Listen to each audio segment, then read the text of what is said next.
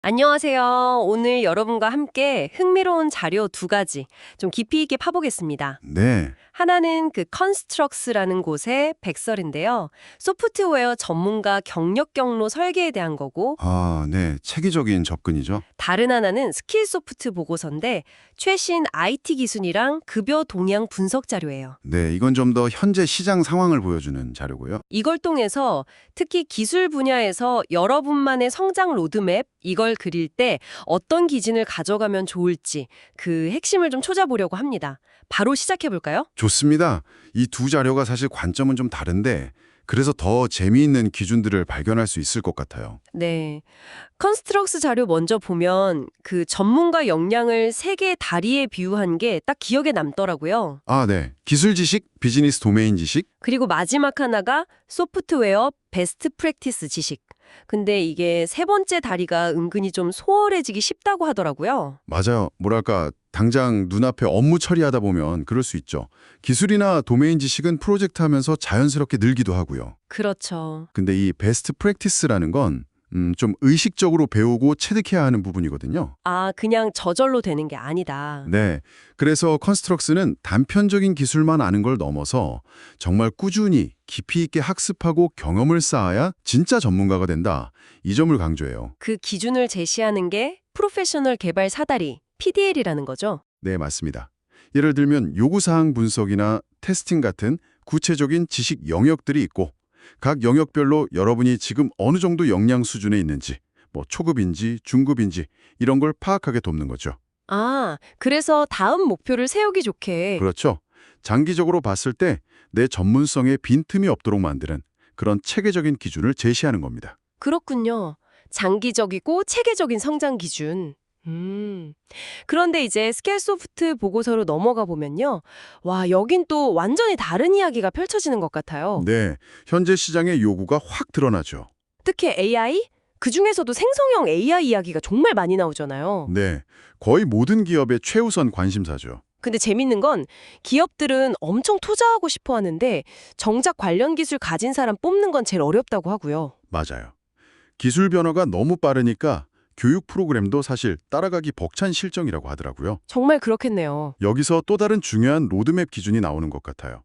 바로 파워 스킬의 중요성인데요. 파워 스킬이요? 그게 뭐죠? 단순히 기술만 잘하는 게 아니라 예를 들면 효과적인 소통 능력, 복잡한 문제를 푸는 능력, 팀워크, 리더십 같은 것들이요. 아, 약간 소프트 스킬 같은. 네, 비슷해요. 기술과 사람, 또 비즈니스를 연결하는 그런 역량들인데 보고서 보면 IT 리더한테 가장 중요한 기술로 팀 커뮤니케이션이 압도적으로 꼽혔거든요.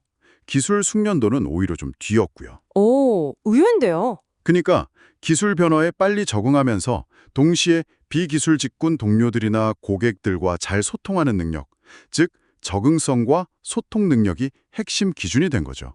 와, 진짜 흥미로운 대조네요.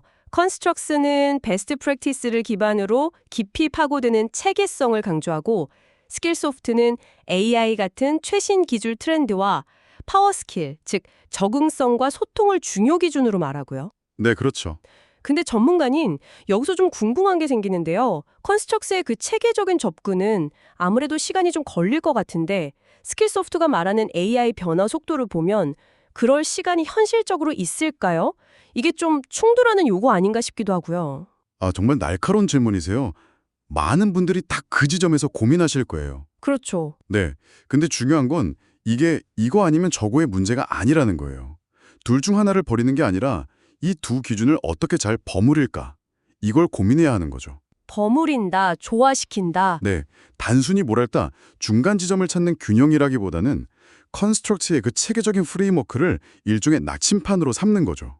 그리고 스킬 소프트가 보여주는 그 빠른 기술 변화의 파도를 그 나침판을 보면서 항해해야 하는 지혜가 필요하다고 할까요? 아, 나침반과 파도, 비유가 좋은데요? 예를 들어서 내가 개발자로서 컨스트럭스의 PDL 따라서 테스팅 역량 3레벨 달성 이걸 장기 목표로 가져가면서도 동시에 지금 당장 필요한 생성형 AI 활용법 같은 건 단기 집중 과정으로 빨리 익히는 거죠.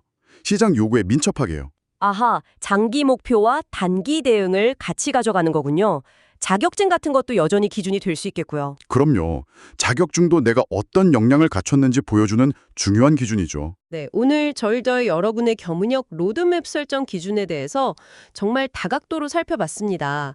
정리해보면 컨스트럭스가 말하는 베스트 프랙티스라는 단단한 기초를 체계적으로 쌓아가면서도 네, 그게 기본이고요. 스킬소프트가 보여주는 AI 같은 빠른 기술 변화에 민첩하게 적응하고 또 파워 스킬까지 함께 기르는 것. 이 사이에서 현명하게 줄타기를 하는 게 핵심 기준이겠네요. 맞습니다. 그리고 이 모든 과정을 그냥 흘러가는 대로 두는 게 아니라 의식적으로 관리하는 것. 그게 중요하고요. 네, 의식적인 관리. 마지막으로 이제 여러분께 한번 질문을 던져보고 싶어요. 이 AI처럼 정말 빠르게 모든 게 변하는 환경 속에서 베스트 프랙티스 같은 좀 근본적인 역량을 깊이 있게 다지는 지속적인 학습의 필요성, 그리고 당장 시장에서 필요로 하는 새로운 기술을 빨리 습득해야 하는 단기적인 요구, 이 둘 사이에서 여러분은 어떤 기준으로 또 어떤 방식으로 여러분만의 그 균형점 혹은 조화점을 찾아 나가시겠습니까? 와, 정말 중요한 질문이네요. 이 질문에 대한 답을 찾아가는 과정 자체가 어쩌면 여러분의 성공적인 로드맵을 만드는 가장 중요한 첫걸음이 될 거라고 생각합니다.